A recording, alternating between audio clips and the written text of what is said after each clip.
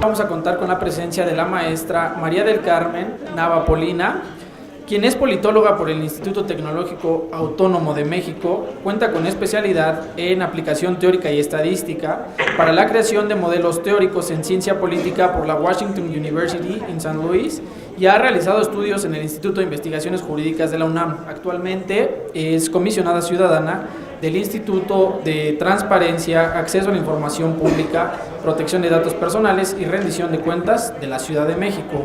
Contamos también con la presencia de la doctora Perla Gómez Gallardo, quien es egresada de nuestra Facultad de Derecho de la Universidad Nacional Autónoma de México. Cuenta con estudios de licenciatura y maestría en Derecho, con mención honorífica por nuestra universidad, además de un doctorado con mención honorífica con la tesis Revisión epistemológica de los alcances y límites de la libertad de expresión y del derecho a la acceso de la información frente a los derechos de la personalidad, tratándose de figuras públicas. Las líneas de investigación que ha mantenido son transparencia y acceso a la información pública, libertad de expresión y filosofía del derecho y ética pública. Contamos también con la participación de la maestra Angélica Cuevas Martínez, quien realizó sus estudios de maestría y licenciatura en la Facultad de Derecho de nuestra universidad, ambas con mención honorífica, y actualmente es doctoranda en la Barra Nacional de Abogados con el tema de investigación Gobierno Abierto y el Derecho a la Buena Administración Pública. Cuenta con más de 10 años de experiencia en la formación académica de estudiantes de posgrado, de maestría y especialidad y licenciatura en los sistemas de educación abierta y distancia, tanto de nuestra Facultad de Derecho como en la Facultad de Estudios Superiores, Campus Acatlán, ambas de nuestra universidad. Cedo el uso del micrófono al maestro Israel Sandoval Jiménez, por favor, para dar paso a esta maravillosa mesa. Gracias. Muchas gracias, Elías. Agradecemos la presencia de todos los presentes, agradecemos también al InfoDF que se encuentre aquí en nuestras instalaciones, que traigan temas novedosos. También quiero agradecer al maestro Jimmy que se encuentra en esta aula y también pues, comentarle a los alumnos que si se esperan hasta el final de la conferencia les va a dar un punto extra, entonces no se pierdan esta magnífica mesa. Ya lo hablé con él, no se preocupen. Y bueno, yo estoy muy congratulado por estar aquí presente, tengo a expertas en el tema y para no robarles más el tiempo quisiera decirles que el Gobierno Abierto nace justamente en el año de 2011 en la presidencia de Barack Obama, quien se encarga de impulsar este tema. Se funda con 8 países, afortunadamente ha crecido el número y ahora ya son 75. Y bueno, antes de seguir con este tema me gustaría darle la introducción a la maestra María del Carmen Nava Polina, comisionada ciudadana. Muchas gracias. Muchas gracias. ¿Sí se oye bien? Pues muchas gracias por la invitación y encantada de participar acá. Yo voy a dividir mi participación en 3 partes. La primera es, creo que rebota un poquito, ¿está bien? A ver, ya si rebotara menos, ya creo que ya, ¿no? Bueno, en la primera parte voy a comentar cuáles son los elementos que tenemos en la Constitución de la ciudad para poder tener una exigencia de apertura de instituciones. Una exigencia, pero también, por supuesto, cumplimiento. Incluso ya se han dado varias reformas en distintas instituciones justo para empezar a implementar el Estado abierto. La segunda es cuáles son los retos en materia de justicia abierta, sobre todo para aprovechar justo el estar aquí en esta Facultad de Derecho. Esos temas vienen muy a colación.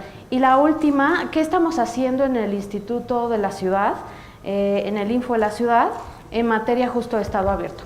Entonces, bueno, hay varios principios que establece la Constitución local en cuanto a la cobertura de Estado abierto. En primer lugar está justo que las autoridades, está la parte de democracia participativa. Las autoridades de la ciudad y las alcaldías establecerán procedimientos y formas de gobierno abierto que garanticen la participación social efectiva, amplia, directa, equitativa, democrática y accesible en el proceso de planeación, elaboración, aprobación, gestión, evaluación y control de planes, programas, políticas y presupuestos públicos. Esto lo establece en el artículo 26. El siguiente recuento que hago es en términos de parlamento abierto, que establece, tenemos también una constitución local de avanzada, porque a nivel país la obligación del Congreso local de cumplir con los principios de Parlamento abierto está establecido justo en el artículo 29. ¿Cuáles son los beneficios de generar apertura en las instituciones? Al final lo que se busca es un mejor entendimiento del funcionamiento público de las instituciones. Se requiere también incorporar, no solo tener una participación dinámica ciudadana, sino también incorporarla en la toma de decisiones. Al final también, ¿a qué ayuda la apertura? A la rendición de cuentas, a la fiscalización, a la visibilidad del funcionamiento de las instituciones y de sus procesos completos, ¿no? Y con ello, lo que contribuye también el Estado abierto es a combatir la corrupción. Ya ustedes lo estuvieron viendo y rebotando distintas ideas en la primera mesa, cómo se vincula el acceso a la información, la transparencia en el combate a la corrupción, y en ese sentido también la apertura del Estado va de la mano con el combate a la corrupción.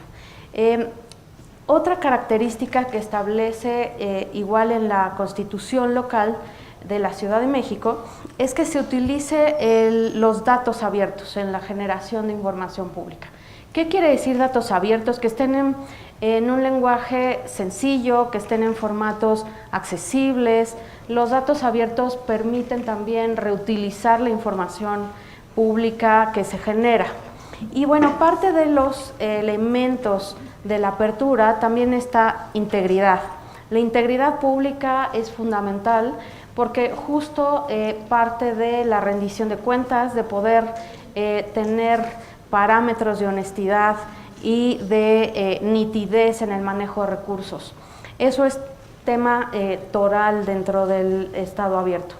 Y es una de las características que también se establecen en la Constitución de la ciudad. ¿Por qué es indispensable al final, estando en la Facultad de Derecho de la Universidad Nacional Autónoma de México, el conocimiento de Estado abierto? Ya lo han ido permeando en sus distintos modificaciones y enriquecimientos de los programas de estudio, los temas de transparencia, de acceso a la información, y yendo hacia el Estado abierto tiene una utilidad fundamental porque justo no es suficiente generar buenos resultados en el desempeño público y en las instituciones, sino también es indispensable dar una difusión adecuada y en un lenguaje muy sencillo de lo que se trabaja en el servicio público. Y en ese sentido, y lo quiero vincular con la parte de justicia abierta, ¿qué esperamos de las instituciones de justicia abierta? Ahí, un poco vinculando con lo que trabajamos en el Info de la Ciudad de México, ahora modificamos el reglamento interior de nuestro funcionamiento para tener un área especializada, como se refirió en un principio en la inauguración de este evento, para acoplar y cubrir las necesidades y el impulso de Estado abierto. ¿Qué implica esto? La generación de debate, la incorporación de inteligencia pública, justo de la academia, de especialistas, para poder aportar con propuestas muy concretas en la mejora de instituciones. Y el Poder Judicial, por supuesto, no es la excepción. Y también quisiera resaltar en ese sentido que la Ciudad de México tiene otro elemento de avanzada, porque a diferencia de a nivel nacional, se hizo una reforma a la Ley de Transparencia, donde se establece que las sentencias tienen que ser todas públicas. A nivel nacional y federal, solo son públicas las que se muestren interés público. Entonces, eso no recae en la obligación de que todo lo que se genera en las instituciones del sistema de justicia sean públicas. Y en cambio, en la capital del país sí hay esa disposición.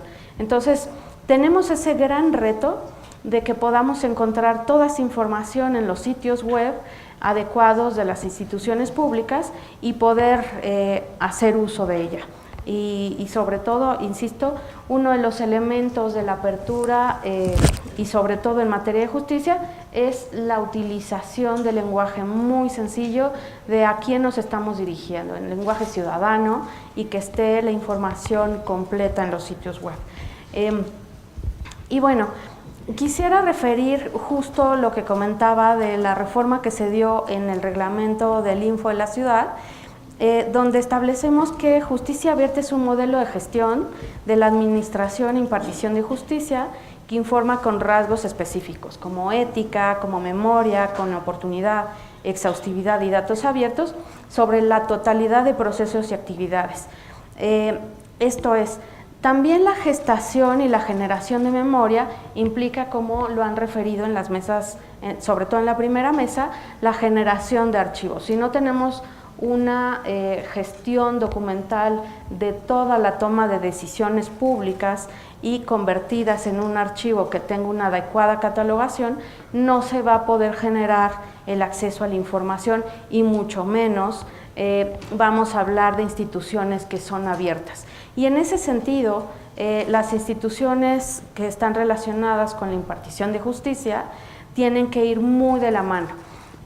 Estuvimos hace como un mes en el Sistema Nacional de Transparencia y comentaba el titular del Archivo General de la Nación que en el caso de la Ciudad de México somos el peor lugar en materia de archivos. Entonces, sí tenemos un gran reto para poder justo documentar institucionalmente todo el funcionamiento de las decisiones públicas y poder tener acceso a esa documentación.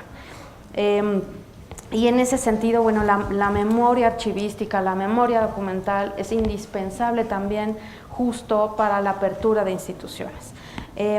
Y bueno, aquí doy un par de datos que también generamos en el Info de la ciudad, un espacio que se pretende ser para debatir, para proponer entre justo la inteligencia pública, entre la academia, el servicio público, sociedad civil, que denominamos espacios abiertos. Y la primera mesa que realizamos fue justo en materia de justicia abierta.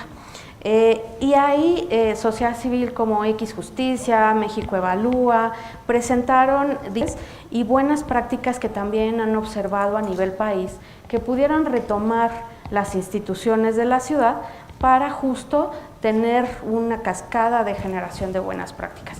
Pero bueno, parte del diagnóstico que presentaban ahí es que tenemos una baja confianza en los jueces, según justo la encuesta del ENVIPE, con el 60% de desconfianza en las actividades de jueces. Entonces, viéndolo justo en positivo, porque además es nuestra labor, tenemos toda una ventana de oportunidad para poder generar apertura y legitimidad en el trabajo en materia de justicia.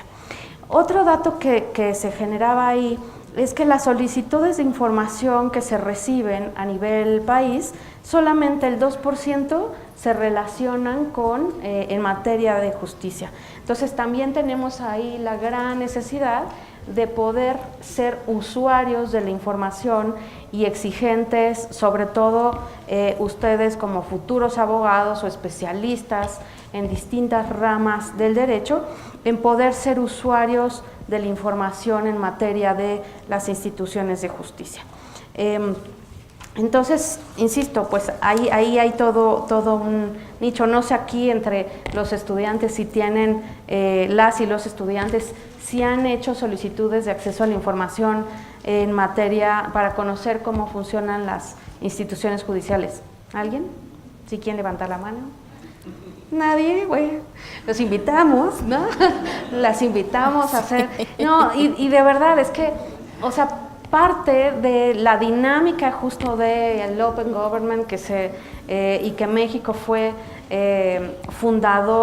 país fundador de esta dinámica internacional de apertura de los gobiernos, es que se requiere en usuarios de la información, y no solo usuarios, sino también traductores y difusores de la información que llegan a utilizar. Es decir, todos tenemos la responsabilidad de generar cultura ciudadana, de fortalecer y utilizar las herramientas democráticas, en beneficio de la mejora institucional.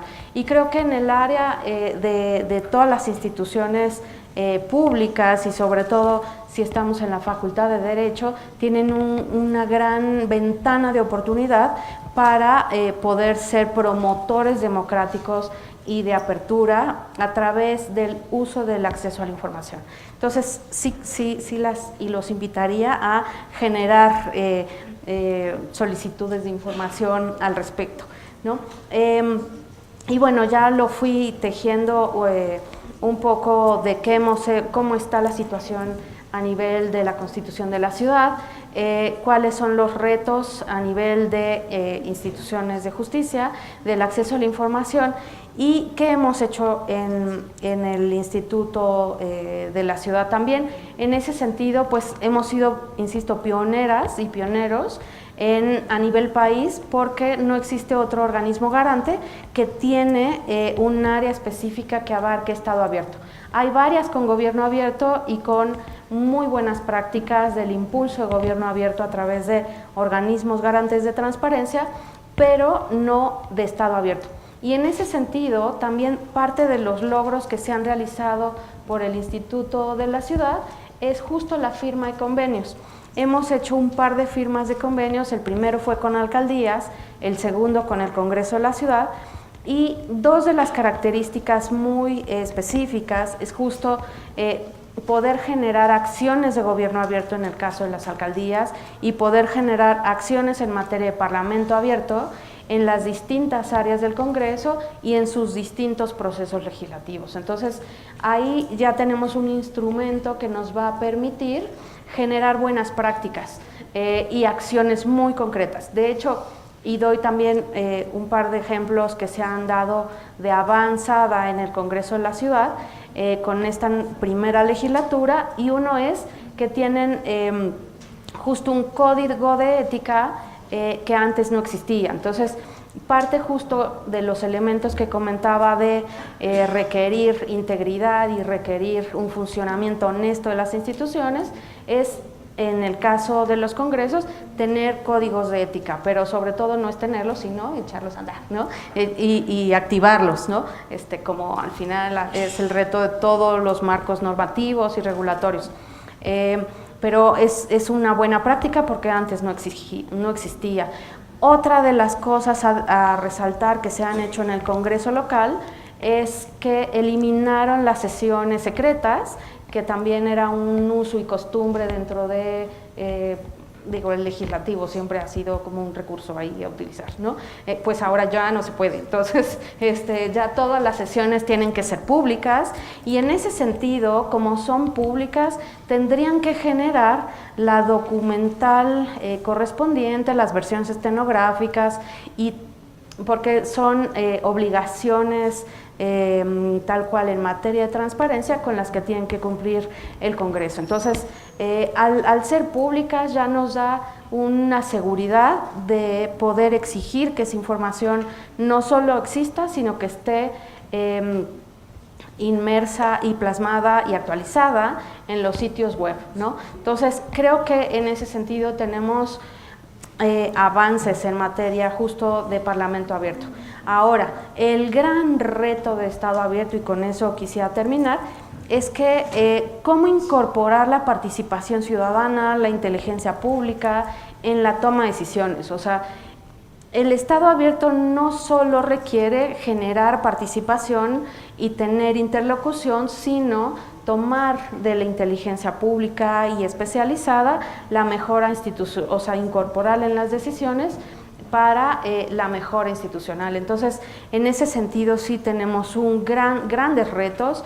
Me parece que en el Instituto de la Ciudad hemos dado avances importantes, ¿no? En 4 meses, creo que eso es algo, y bueno, en ese sentido justo, y termino con la difusión que se ha dado a nivel de comunicación también del trabajo del Info de la ciudad, es que se han utilizado, y bueno, viene a colación por lo de el debate que se dio en la mesa anterior, de el uso de redes sociales, pueden encontrar la información que generamos de las mesas de trabajo, de los debates del pleno, de las distintas actividades que desarrollan las direcciones.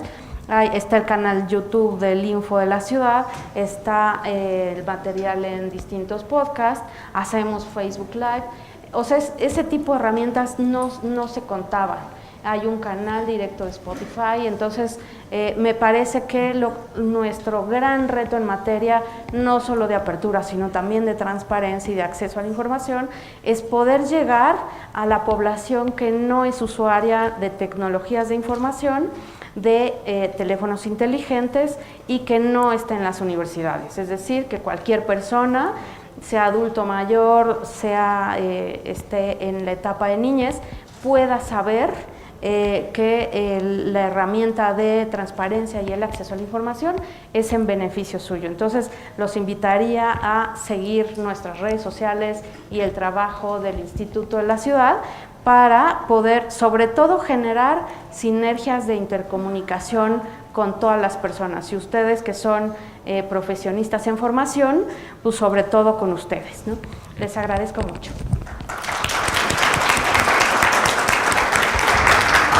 Agradeciendo las palabras de la maestra María del Carmen Nava Polina, nos comenta cosas muy interesantes, por ejemplo, justicia abierta, el tema de las sentencias que deben hacerse públicas. Sin embargo, hay que recordar que hay algunos casos que estén todavía no resueltos, tienen que guardarse un momento para que se puedan dar a conocer, y aquellas versiones que sean públicas se deben de proteger los datos personales de las mismas sentencias. Esa parte es la información reservada que se tiene en los procesos, sobre todo también en los temas de corrupción, pues se debe cuidar también esa parte hasta que se resuelva el mismo asunto. Para no distraernos más, voy a pedir que la doctora Perla Gómez Gallardo nos platique un poco más sobre este tema. Muchas gracias, doctora. Gracias, buenos días a todas y a todos. Antes que nada, agradecer la iniciativa, agradecer la compañía de destacadas maestras, maestros de la Facultad de Derecho, reconocer el trabajo que viene haciendo el InfoDF en la materia, porque uno de los grandes temas que siempre se tiene por los órganos garantes no solo es el resolver los recursos de revisión, sino generar de manera permanente la capacitación y la discusión en foros de estas características. Yo me centraría en el tema de Estado abierto, en el contexto primero de dónde estamos. Es una materia incipiente considerando que la definición de obligaciones para los abogados viene desde el siglo V y en cambio el derecho de acceso a la información viene en ordenanzas de 1777 y en México viene en una inserción constitucional de 1977. O sea, estamos hablando que es una materia que requiere no solamente su difusión, sino el trabajo de todas las aristas que incluye el derecho de la información, porque desde ahí no es lo mismo decir derecho de la información que derecho a la información. Y en este caso, la arista de gobiernos abiertos que viene con el Open Government, que ya se decía también de los antecedentes norteamericanos, también ejercicios que se han dado en Argentina, en Chile principalmente, pero entremos a los contextos y a los que son los retos de lo que implica la disciplina de la transparencia, el acceso a la información. Ya en las mesas anteriores se trató temas de protección de datos personales, se decía, y pues sí es lamentable, el aspecto de archivos administrativos, que no es lo mismo que archivos históricos, como también esta triada necesaria del derecho de acceso, protección de datos y archivos, llega desfasada. Y no solo llega desfasada, sino que ya incluso tenemos leyes generales que no necesariamente reportan avances, sino ya traen, antes de que se haga ejercicio pleno del derecho, retrocesos. Entonces, yo diría y parafrasearía a un querido maestro de la facultad, Ernesto Gutiérrez y González, que tiene su libro de Derecho Administrativo y Derecho Administrativo al estilo mexicano, que hay que hablar del derecho de la información al estilo mexicano. Y al estilo mexicano vemos pues que hay una situación donde de repente viene una legislitis, pero no necesariamente hay eficacia. Y en el caso del derecho de acceso a la información pública, se vendió inicialmente como combate a corrupción, situación que obviamente todos sabemos y por los índices que se han evaluado, no sucedió. ¿Qué sí sucedió? se dieron aspectos de transparencia, se dieron aspectos de vinculación directa sin intermediarios a la información que posee el gobierno, pero no necesariamente se cerró el círculo de que a mayor transparencia hubiera menos corrupción. Llegamos al punto que teníamos la cínica transparencia, y a la fecha lo tenemos. Podemos ver que hay en Compranet ventas de USBs en un estado de la República donde los adquirieron a 4,000 pesos cada USB. Pero no se preocupen, buscaron dos posturas, otros se las vendían en 6 y en 8,000 pesos, compraron el más barato. O sea, sí vemos cómo ya tenemos de manera directa el cómo acceder a la información, pero no necesariamente vino aparejada de rendición de cuentas. Que a la fecha, más allá de la retórica, y hay que revisarlo con mucho detalle, cada Plan Nacional de Desarrollo es un reto de lo que plantean de país a los siguientes 6 años, más ustedes jóvenes universitarios, porque pues van a llegar al momento en que ya aprendieron derecho y terminando la carrera van a tener que volver a estudiar desde la Constitución, porque estamos en unos cambios estructurales que no sabemos todavía hasta dónde van a permear.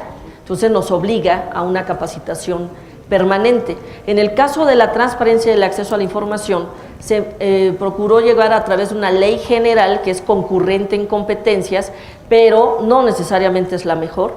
Había leyes locales mejores y hay un centralismo exacerbado de concentración hacia el Ejecutivo de diversas facultades. Y no estoy hablando del sexenio actual o el pasado, estamos hablando de reformas desde 1995. Que abrieron ya un escenario bastante interesante en materia de concentración de poder, centralismos, paternalismos y pareciera papá mayor en materia de derechos humanos, de transparencia electoral y los hijitos que son todos los órganos garantes locales, cuando hay un federalismo. Entonces, ahí es donde hay que empezar a entrar a la parte crítica. En materia de transparencia y acceso a la información, no se logró el combate a corrupción. En materia de protección de datos personales, apenas tenemos la ley de protección de datos personales en posesión de sujetos obligados y la que es en posesión de particulares, que a la fecha es incipiente. Y hay que empezar a hablar de la responsabilidad objetiva del Estado por permitir que particulares lucren con los datos y pareciera que es zona libre, cuando hay cláusulas naturales. O sea, sí hay que entrar a la teoría básica del derecho aplicada a disciplinas específicas y no se obstaculiza, por el contrario, fortalece el nivel de vulnerabilidad que tenemos de nuestros datos personales. Y archivos administrativos, me decían jocosamente en Campeche, oye, ¿dónde guardan su archivo? Ahí donde siempre se inunda. Donde siempre se inunda. Nadie está obligado a lo imposible. No, pues quiero acceso a la información. ¿Qué cree? Hay una galera del SAT donde nada más lo avientan. Vamos a ver dónde cayó la caja. La mejor manera de perder la información. Y no hay una cultura de la conservación, bueno, ni siquiera hay una cultura de cómo desechar los archivos. Pueden retomar hasta revivir alguna bacteria de otro siglo porque entraron y chuparon el dedo, no se chupen el dedo, para revisar documentos que pueden tener bacterias. O sea, hay todo un reto, nada más de hablar de transparencia y acceso a la información. Pero hablemos también del gobierno abierto. Y el gobierno abierto es más allá, es una arista. El gobierno abierto no solamente es la transparencia del Ejecutivo, es la transparencia de todos los entes del Estado, los 3 poderes y los autónomos, que por algo son muy incómodos, porque para eso están, para hacer contrapeso en materia especializada. Ya la teoría clásica de Montesquieu de la división de poderes ya quedó superada en el sentido de que se requieren órganos especializados en materia económica, de transparencia, derechos humanos, electoral, incluso de competencia, y aguas ahí, medición. ¿Con qué se salieron en los sexenios anteriores? No, pues hay que medir, ya se acabaron los pobres. Sino pues se murieron, se desaparecieron, tronaron un anillo, ¿qué pasó ahí, no? Ahí la cuestión es, simplemente cambiaron la fórmula. Acuérdense que hay las mentiras, las mentirotas y la estadística. Y la estadística es el arte de mentir con estilo. Entonces yo puedo generar indicadores, mediciones correctas pero falsas. En la lógica lo diríamos así. Y vemos de repente que nos miden y no sabemos bajo qué intereses nos miden, qué consecuencias tienen y si hay un rigor metodológico a lo que se mide. Pero lo más grave cuando se mide es que de ahí se toman decisiones. Y si está mal planteado, por eso el INEGI tuvo que lograr su autonomía, porque llegó a un absurdo de hacer una fórmula donde una familia que ganara 20 pesos más, toda la familia en un mes ya salía de la pobreza extrema, ya no había paupérrimos. A ese nivel se ha abusado también de instituciones. Entonces, hablar de gobierno abierto es hablar de un mecanismo, y lo viene en la Agenda 2030, que es de la ONU, es una innovación que se está dando de ninguna persona queda atrás, es una frase emblemática de esta nueva tendencia internacional, y la CEPAL, que también está llevando la dirección en este sentido, que incluye la transparencia, la rendición de cuentas, la participación ciudadana y las tecnologías de la información. Entonces, entrando a transparencia, cuidado, puede haber la cínica transparencia. Sí es real que México tenía el primer lugar del mundo en los más altos salarios de funcionarios, altos. Porque recuerden, presidente 230, 220, de repente, ¡fum!, 50, 20, 10, y personas que por 1,800 pesos están haciendo un trabajo excepcional en el servicio público. Porque ser burócrata en México no es ser corrupto, también hay que tener cuidado cómo se descalifica la labor de servidores públicos. El Estado somos todas y todos, en muchas funciones sustantivas y profesionalizantes. Qué pena que nada más a rajatablas, ¡ay, cortamos y aquí! No, grado de responsabilidad, perfil del puesto, profesionalización, y entonces sí, hagamos las distinciones de cuánto debe ganarse en el servicio público. Y la otra, riesgos. Recuerden, retiraron por un criterio de austeridad hace 2 sexenios escoltas a procuradores que fueron asesinados en conferencias de universidades o corriendo en el Parque Hundido. O sea, también hay que tener prudencia y saber los riesgos que implica el encargo.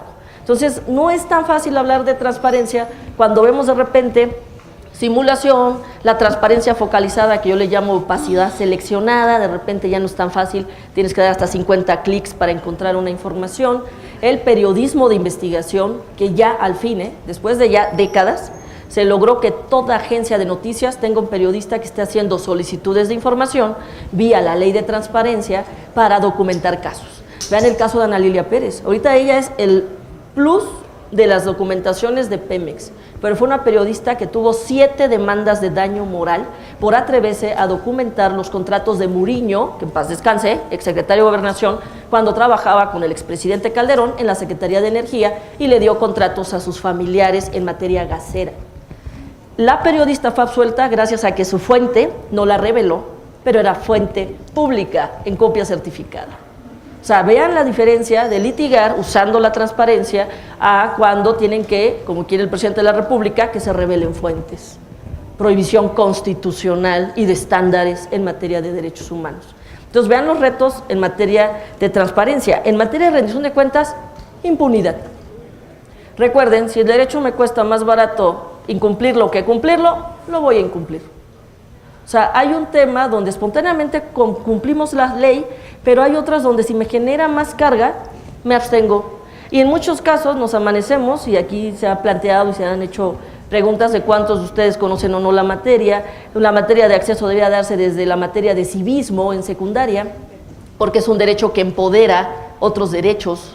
Es un derecho que se tendría que dar a los ingenieros, a los contadores, en los mercados. O sea, no es un tema exclusivo de comunicadores y abogados. Pero es cierto que es incipiente y no se ha desarrollado lo suficiente, y muchas veces se amanecen ya sin un derecho que no extrañan porque nunca lo ejercieron. A ese nivel tenemos los retos en materia de transparencia. En rendición de cuentas les digo la impunidad. ¿De qué me sirve saber que pasan las cosas de manera escandalosa si no toman medidas para que se corrija? Eso genera frustración, eso genera que se abstengan y ya no hay una coparticipación. Y en el caso de participación ciudadana, el currículum oculto, el arribismo, el oportunismo y la oposidad de ciertas organizaciones de la sociedad civil que llegan a empoderarse de ciertos derechos, se hacen ellos el club de Toby y ahí ya no entra nadie. Hay que hablar de transparencia de la sociedad civil, porque también hay mercenarios de la sociedad civil que pegan para que les paguen con proyectos y que prefieren que no se solucionen los problemas, porque si no, ¿de qué viven? Entonces, cuidado. También hay que hablar ya de los actores fácticos que tienen incidencia en política pública, pero que no rinden cuentas. Y que finalmente hay que destacar aquel otro sector que sí les importa, que sí están trabajando y que se legitima justo a través de la transparencia. Y tecnologías de información. ¿Cuántos decían, bueno, es que no, todo debía ser vía el SIS y ahora el Infomex y tenemos plataformas? Sí, muy bien, vámonos al municipio más alejados de Oaxaca, donde lo que no tienen es electricidad y agua. Pensemos en que la transparencia lo que necesita y el acceso a la información es empoderar a las personas en situación de vulnerabilidad. No hay personas vulnerables, las ponemos en situación de vulnerabilidad. Y en estos casos el acceso a la información no ha permeado. Todavía ni siquiera llegamos al 32% de acceso a las redes concentrados en capitales de la República. Por ello, no puede dejarse de dar la transparencia, la difusión y el acceso a través de mecanismos presenciales y verbales. Porque si no sabes leer y escribir, a poco te voy a negar el derecho a hacer una solicitud porque no sabes plantearla. O sea, tenemos Méxicos de todos los años. Hay estados de la República donde alguien puede morir porque no llegó la vacuna o no llegó la penicilina. Entonces no estamos en el 2019 hoy todos. Puede haber entidades que están hasta en 1800 y tantos porque no tienen acceso a lo básico. Y de ahí es ver estas realidades. Entonces, ¿para qué nos sirve un gobierno abierto? Y ustedes, porque ustedes son privilegiados, igual que lo fuimos todos los que estuvimos en una institución pública. La deserción desde el tercer año de primaria, niños de 8 años que ya no siguen estudiando porque tienen que aportar a la familia. Y no es decir, ay, hay explotación, no, es pobreza. Y tienen que aportar a la familia y ponerse a trabajar desde edades tempranas. La deserción de 1 de cada 3 en la prepa. ¿Cuántos llegan realmente a la universidad y a universidad de calidad donde no les vendan fraudes? A ese nivel, en el privilegio que tuvimos los que tenemos acceso a la educación, pues hay un compromiso social de cómo ayudar a empoderar a aquellos otros que no están teniendo el acceso ni siquiera a saber sobre sus derechos. Y de eso trata el Estado abierto. Trata de usar la transparencia, trata de fomentar la participación ciudadana, trata de ejercer la rendición de cuentas a través y utilizando herramientas transversales como las tecnologías, pero finalmente cerrando un círculo de coparticipación, de la siguiente etapa de la democracia, que es democracia participativa, no solo representativa, y de que los gobernantes se sientan incómodos. No pueden sentirse cómodos ejerciendo recursos públicos, pero sin retórica, insisto, sino ya en un tema de ejercicio estratégico. Se han ido haciendo conquistas, está muy incipiente esta materia, incluso el concepto de Open Government o de Estado abierto, todavía es un concepto abierto, todavía no se cierran las características que queremos darle conceptualmente. Y ustedes tienen una gran oportunidad utilizando estas materias transversales para hacer incidencia, porque finalmente se estorban. Y vienen retrocesos, y no son menores. Y los órganos garantes estorban, los órganos autónomos estorban. Entonces hay que tener cuidado en las reformas, porque como nunca el principal vicio y la forma de destruir democracias es no tener contrapesos. Provengan de donde provengan, y así transparencia no solo ejecutivo, judicial, parlamentarios, en este caso los legislativos, pero también medición, pero no medición oportunista, medición que permita tomar decisiones y métricas que no sean tampoco indicadores a modo, sino que sean una forma de hacer un diagnóstico para saber cómo corregir, cómo conservar, cómo fortalecer institucionalmente, pero si se dan cuenta, como nunca estamos en momentos interesantes, diría la maldición china, ojalá te toque vivir momentos interesantes, también interesante, a nivel internacional, a nivel nacional, a nivel local. Retomemos y quédense con la idea Agenda 2030. Vean, en este caso hay 17 puntos sobre lo que implica el Estado abierto, pero hay muchísima visión donde ya no es ortodoxo, ya son nuevos retos, nuevas formas de ejercicio del derecho, pero regresando al origen, regresando a los principios que le dan sentido. Por algo hay materias básicas, porque de ahí, si no se mueven, no los sorprenden. Muchas gracias.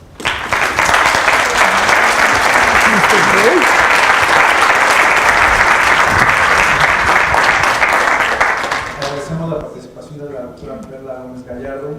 Nos hace un recorrido histórico por varios sucesos que ha vivido el país.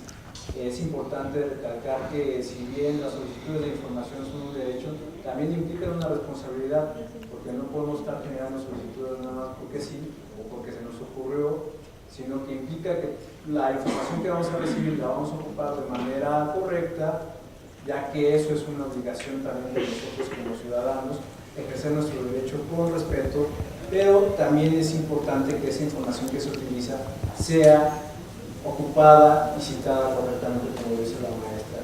Otro de los puntos que menciona la doctora Perla es que los archivos que estaban en manos antes del mundo académico, que todo el mundo tenía acceso, de repente un día dijeron vamos a quitárselos a los académicos porque son peligrosos, porque hacen solicitudes de información y entonces los vamos a mandar a la estructura de la Secretaría de Gobernación, y entonces la Secretaría de Gobernación es la que se encarga ahora de, ¿cómo decirlo?, purificar esos archivos y controlar quién tiene acceso a ellos y quién no.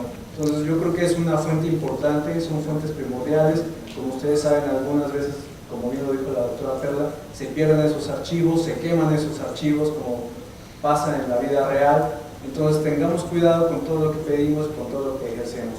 No quiero robar más tiempo, quiero darle la palabra a una de las expertas en gobierno abierto, que es la maestra Angélica Cuevas. Como ustedes saben, la maestra Angélica se dedica a esos temas, es su tesis de doctorado, entonces vamos a tener una charla muy interesante. Muchas gracias. Muchas gracias. Pues primero que nada, el maestro Rodolfo nos los dijo en la mesa anterior, le tocó el reto de cerrar una participación, ahora me tocan 2 retos, cerrar también los foros. Entonces, en ese sentido, yo quisiera precisar algunas cosas que me di cuenta que sucedieron a lo largo de estas mesas.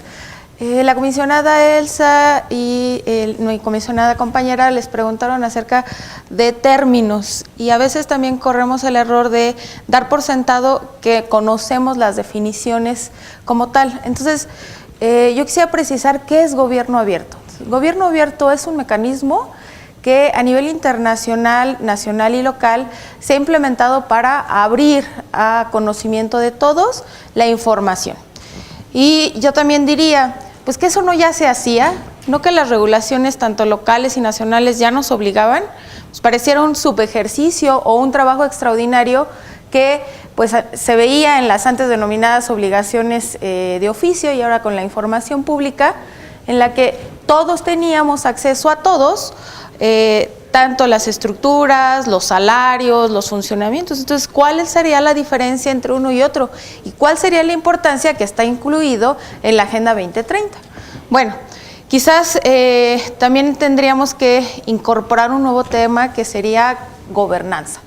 Gobernanza es una parte en la que el Estado opta o busca una manera más moderna, en donde el ciudadano está al centro de todo, es el pilar de todo, es el gran aliado, y yo diría también es la forma neotransparente de ver al derecho de acceso a la información, es decir, el ciudadano es quien es el aliado, es el gran vigilante y quien me va a ayudar también a incorporar esta nueva visión de cómo gestionar los servicios para hacerlo mejor para todos. Si nosotros buscamos gobierno abierto, baja en 4 pilares, que la maestra Perla ya los retomó, en participación ciudadana, rendición de cuentas, acceso a la información y basados o también incorporados a las nuevas tecnologías. Entonces, esta forma de hacer más eficiente el servicio público es uno de los objetivos que busca Gobierno Abierto. Ahora, Gobierno Abierto trabaja también en 2 grandes ramas. Uno es participación ciudadana y la otra es cooperación. Entonces, si nosotros a esta forma nueva de trabajo incorporamos una visión en donde el ciudadano va a obtener información, ya no nada más de este derecho o el ejercicio de este derecho de acceso a la información, pues diríamos como para qué nos sirve, ¿no? Estamos trabajando doble. En derecho a la información no tendríamos que preguntar para qué lo quiere, pero Gobierno Abierto deja más amplia esta visión donde te dice, ¿sabes qué? No me interesa saber para qué lo quieres, pero tengo o apuesto para que la información que pongo a tu alcance sirva de provecho no nada más para ti, sino para un grupo más amplio. Entonces, en ese sentido, yo también tendría que decir, bueno, estos grandes retos, gran implementación, tendríamos que tener cuidado en algunas cosas. Por ejemplo, ya hacemos esta operación, tenemos estos lineamientos, operamos de determinada forma. ¿Y qué pasa cuando cambias de administración? Cuando cambias incluso de la forma de trabajo. El primer gran reto es superar la nueva forma, la nueva gestión que se va a incorporar, porque pareciera que incluso cambios de administraciones grandes como las federales o pequeñas dentro de la misma oficina, dicen es que se me ocurrió una nueva forma de hacerlo. Pues sí, pero el trabajo que ya tenías, el camino que ya avanzaste, podría perderse. Ahora, ya lo tienes, ya hiciste el esfuerzo, ya te apoyaron tus jefes, se hizo un cambio de política, hubo voluntad política para hacerlo. Y luego, la actualización, ¿quién la va a hacer? Corremos los errores que conozco aquí algunas caras de titulares de unidades de transparencia. Todo lo que se parezca a transparencia, todo aviéntenselos a ellos. Entonces, las actualizaciones, ¿quién las hace? Los mismos de las unidades de transparencia, ¿no? Entonces, te exigen cumplir, que es algo muy bueno para el ciudadano, con menos tiempo, porque creo que la Ciudad de México es la que menos días tarda en contestarle al ciudadano, ¿verdad? Entonces, eso implica que para los que estamos en el servicio público, pues nos acortan los tiempos. Y luego no nada más eso, sino tienes que cumplir con tu trabajo cotidiano. Entonces, bueno, ahí un doble roto. Luego, segundo, las unidades de transparencia se vuelven en los fastidiosos de los compañeros o de las grandes instituciones, porque entonces somos los que les hablamos y ya nada más te quedan 2 días. Sí, pero tengo trabajo. Te queda 1 día. Sí, pero tengo trabajo. No solo lo tuyo es importante. Bueno, a eso le incrementas una actividad adicional que es la actualización de todo lo que subes como gobierno abierto, pues nos van a querer mucho más, ¿no? Esta va ligada del presupuesto que se puede asignar a las áreas. Se entiende que gobierno abierto es una actividad adicional. Si bien es cierto, cumplimos con las obligaciones de transparencia, gobierno abierto tienes que darle algo más al ciudadano para que pueda tener más herramientas para la toma de decisión. ¿Y esto quién lo hace? Tenemos voluntad política, creo que es lo más importante. Pero ¿cómo se ejecuta? Requieres dinero. Dinero no nada más para el órgano garante, que ya está obligado por la Ley General de Transparencia, ¿no? Dice, el que es encargado de generar políticas en gobierno abierto es el órgano garante. Y a nivel pequeña célula, ¿quién lo hace? El de transparencia, que ya tiene 2. Entonces, en ese sentido, se incrementa un nuevo elemento. Y la más importante y el reto más difícil de solventar en gobierno abierto es cómo le haces para que el ciudadano se interese en la información que le estás dando. Porque si bien es cierto, si nos interesa, ingresas a la solicitud de información, incluso como decía Israel, aunque sea para fastidiar al compañero, pero tienes esta herramienta, ¿cómo le haces para que el ciudadano se interese en preguntar en cosas de su gobierno? Yo les pregunto, y es una pregunta que tendríamos que interiorizar, ¿conocemos el nombre de nuestro diputado a nivel distrito? Pues ahí tendríamos la primera duda. Luego, yo les diría, ¿conocemos a los titulares de las dependencias? Y entonces, ¿como para qué nos servirá tener tanta información a la mano para hacer una tesis de doctorado? Yo la tengo de ganar. Yo pregunto y todo me lo entregan. Entonces, ¿cómo le haces o cómo generas una política pública tan robusta que le digas al ciudadano, ¿sabes qué? Si pregunta, prendas la llama de la incertidumbre y decir, ¿sabes qué? Puedes tener lo que quieras. Ese tránsito en la ejecución y entre el incentivar al ciudadano es el gran reto de los órganos garantes, porque la bolita se las cargaron a ustedes. Y tú, ¿sabes qué? Órgano garante, a ver cómo le haces para que nuestros alumnos de la Facultad de Derecho se interesen en preguntar. Preguntar no solamente un tema, diríamos, único y personal, como por ejemplo la trayectoria académica del comisionado presidente, sino preguntar cuál es la política pública que implementa para romper la resistencia que tienen, por ejemplo, órganos garantes, porque se vuelven también sujetos obligados. Entonces, ¿cómo le haces para que entonces rompas el dicho de en casa del herrero asadón de palo?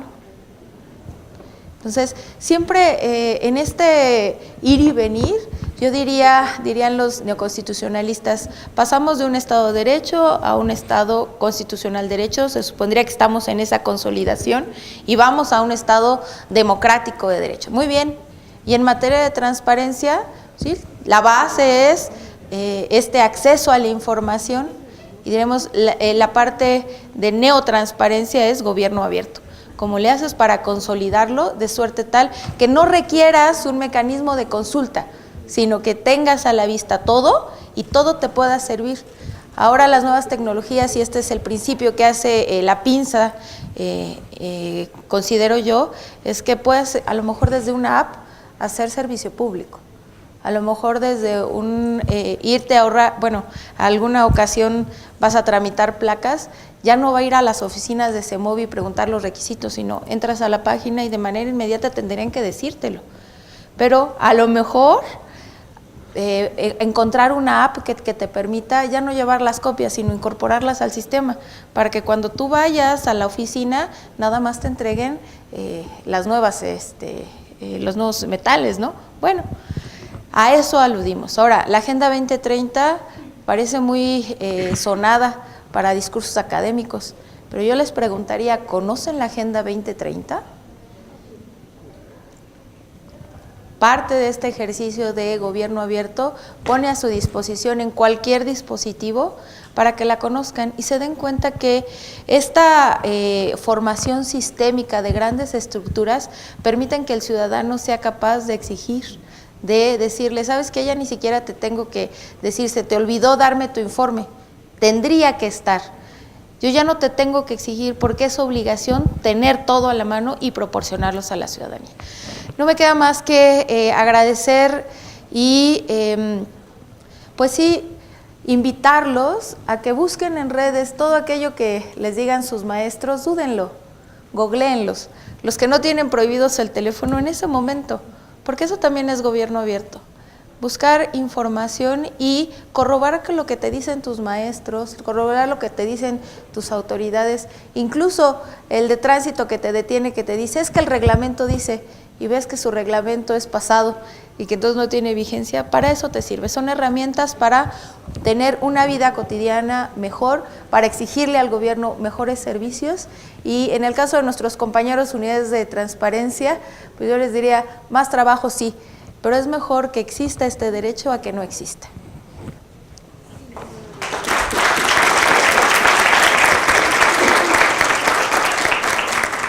Agradecemos las palabras de la maestra Angélica Cuevas. Le tocó la hazaña de cerrar no solo esta mesa, sino todo el conversatorio que implica, deja muchos temas en el tintero. Y yo, más que cerrar, quisiera preguntar si ustedes tienen alguna cuestión que hacerle a nuestras invitadas, temas que les guste preguntar o nada, quejas, sugerencias, invitaciones. Si les parece, vamos a hacer dos preguntas y quien guste contestarla la responde. ¿Cómo se podría implementar la herramienta de gobierno abierto en la academia? ¿Cuánto tiempo tardaría? Por favor, Gracias.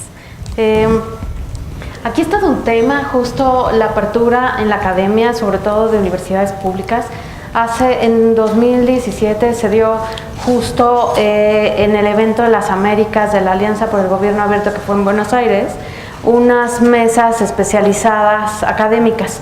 Y parte de los temas que se abordaron fueron justo las universidades abiertas. Entonces, aquí tenemos todo un debate sobre la investigación que se costea con recursos públicos, si tendría que ser abierta las bases de datos, la investigación en sí misma, por supuesto que esté en disposición, como lo comentaban aquí, esa información en los distintos portales institucionales. Entonces, por supuesto que la generación de ideas y de inteligencia académica especializada tendría que ser pública en los portales institucionales y universitarios. Entonces, aquí sí hay todo un tema y claro, está mezclado con la generación de derechos de autor y demás. Entonces, sí hay todo un tema, o sea, es todo un tema, pero bueno, al final hay que dar el debate y me parece que sí son... sobre todo en materia de gobierno abierto ha habido poco debate en esto, tanto en la transparencia en el ámbito académico como en la transparencia, por ejemplo, en partidos políticos, que bueno, es otro contexto, ¿no? Pero sí es muy importante como dar esos pasos. En el caso de universidades, si se dan cuenta, se hace muy espontáneo. Mucha de la gran difusión de foros, etcétera, más allá de la transparencia como fiscalización de que cuánto gana el funcionario y demás, sí los otros retos de rendición de cuentas, porque nos dignifica. Cuando vean todo lo que hacemos y lo que realmente se retribuye, se hace patria en las universidades. O sea, sí es un tema de decir que se conozca, que se difunda, pero más allá de una fiscalización está la otra gran... O sea, acuérdense que las universidades no solo son generar el conocimiento, sino la difusión, la investigación, la cultura. Entonces, sí hay muy buenos ejercicios de universidades, sí hay muchos retos en todos los tipos de universidades, ya hay casos de investigación que alertan sobre lo que hay que corregir y lo que hay que evitar en malas prácticas que se han dado en algunas situaciones, pero viene la otra parte más noble, que es justo el cómo apropiar las universidades públicas a la sociedad, es la más espontánea, que vivan y entren a los espacios universitarios, porque finalmente es un bien de las naciones, es un bien útil para toda la sociedad y ya se hace, o sea, difusión de foros, investigación, academia, etcétera, pero sí es digamos, podría ser un buen laboratorio de cómo empoderar no solo a los estudiantes, sino a la sociedad a la que nos debemos a través de nuestros grandes ejes que implica la universidad. Bueno, también en academia, por lo menos aquí en la Facultad de Derecho, la instrucción de nuestro señor director es apertura.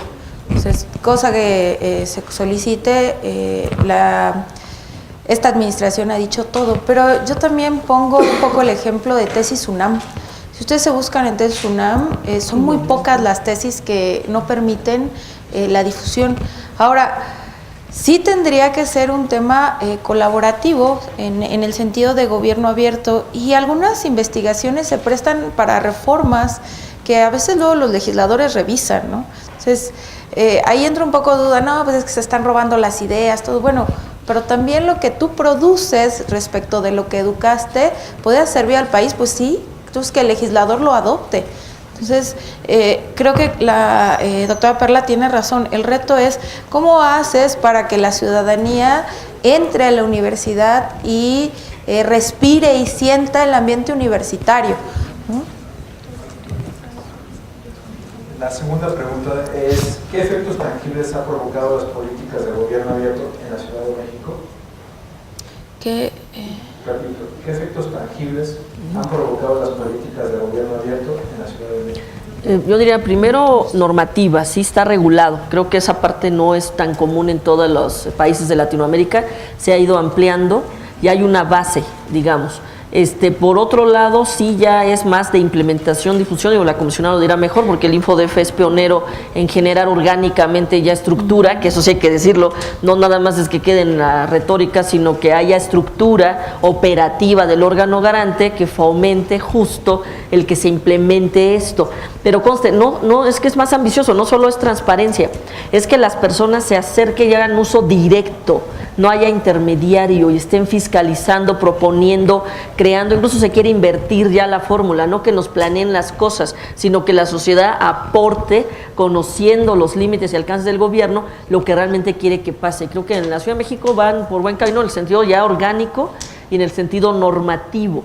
Ya hay 2 experimentos que hicieron en Brasil y en Costa Rica y en Chile, y en el caso de Chile fue hacia el Poder Judicial, en Costa Rica, no, en Chile fue en Poder Legislativo y en Costa Rica fue al Poder Judicial, de empezar a ampliarlo a que no sea tan ortodoxo, buenas prácticas, capacitación y cambiar el chip, O sea, sí es un hecho de, pues si usas recursos públicos tienes que rendir cuentas, no te gusta, pues está la iniciativa privada, ¿no? Pero sí es un tema de cultura de la transparencia, que es lo que abonamos y es lo que más se fomenta en la universidad. Sí. Yo quisiera comentar, o sea, en efecto no solo basta tener una estructura normativa, sino también tener una estructura que opere las disposiciones y obligaciones. Y en ese sentido, nosotros en el instituto hemos ido como un poco más allá, justo para no quedarnos en la parte normativa, sino más bien en las acciones.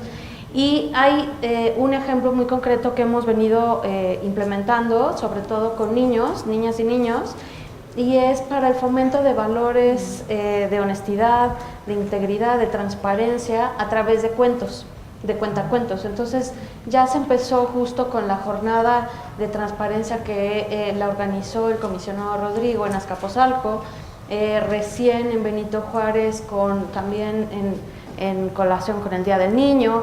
Entonces ya hemos llegado, bueno, venimos al final empezando, ¿no? Pero cerca de 300 niños, niñas y niños con este tipo de cultura a través de cuentos, ¿no? Y de valores ciudadanos. Entonces, justo de los retos es, y lo comentaba en mi participación, es llegar no solo al público que ya y a los ciudadanos que saben que la herramienta de acceso a la información existe, sino a la población que desconoce por completo el uso de esta herramienta.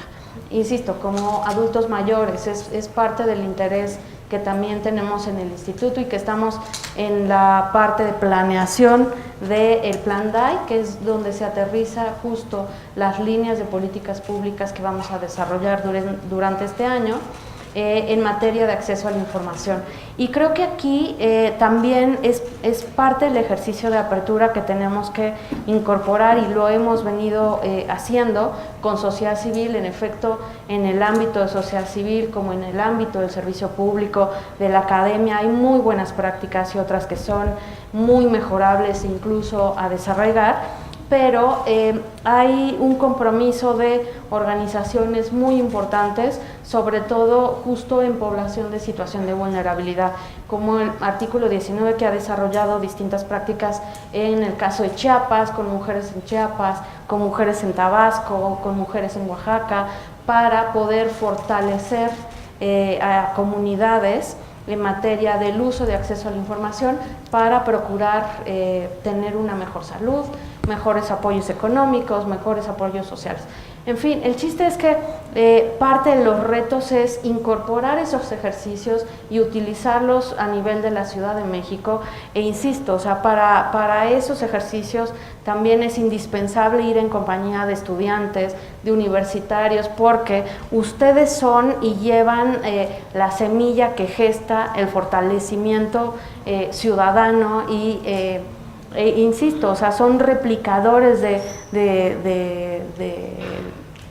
uso de la información pública. Entonces, al hacer uso de la información pública, vamos a ir empoderando y vamos a ir solventando las necesidades que se tienen en distintas comunidades, en distintas temáticas, en materia de movilidad, de calidad de vida, en fin, o sea, hay un sinnúmero de retos en cuanto a la Ciudad de México y formas de incorporar esta participación. Entonces, de eso nos estamos ocupando, y sí hay todo un sinfín, así que quien se quiera sumar a este tipo de ejercicios con el info, nosotros encantadas y encantados. Cuando leyó la pregunta del maestro Israel, decía algo tangible. Yo les voy a dar un ejemplo tangible de aprovechamiento de gobierno abierto, sin decir nombres y con las debidas salvedades de la discusión en ese asunto en particular. Hay por ahí una página en internet donde buscamos cédulas profesionales, donde vemos acuerdos. Es una persona moral con carácter de lucro. Y entonces, ¿de qué se basa esa información? ¿De dónde la sacó? De datos abiertos, de gobierno abierto. Entonces, en ese sentido, también hay que ver que el gobierno abierto puede incluso tener un beneficio personal de lucro para la persona que sabe utilizarlo, porque en realidad se te da toda la información y la parte en la que tú la manejas, la administras, la modificas y la haces más digerible. En esa parte se agarran estas personas morales y pueden obtener incluso un lucro. Entonces, ahí podemos ver que el gobierno abierto pues, no nada más es una cuestión de buena voluntad, sino incluso una cuestión lucrativa, ¿no? Jóvenes, agradecemos su presencia, agradecemos también a las autoridades del InfoDF, al maestro Julio César, al maestro Rodrigo, al maestro Nava, a todos los que están aquí. También agradecemos al doctor Raúl Contreras Bustamante y al doctor Víctor Garay Garzón por el préstamo de estas instalaciones. Muchas gracias y que tengan un buen día.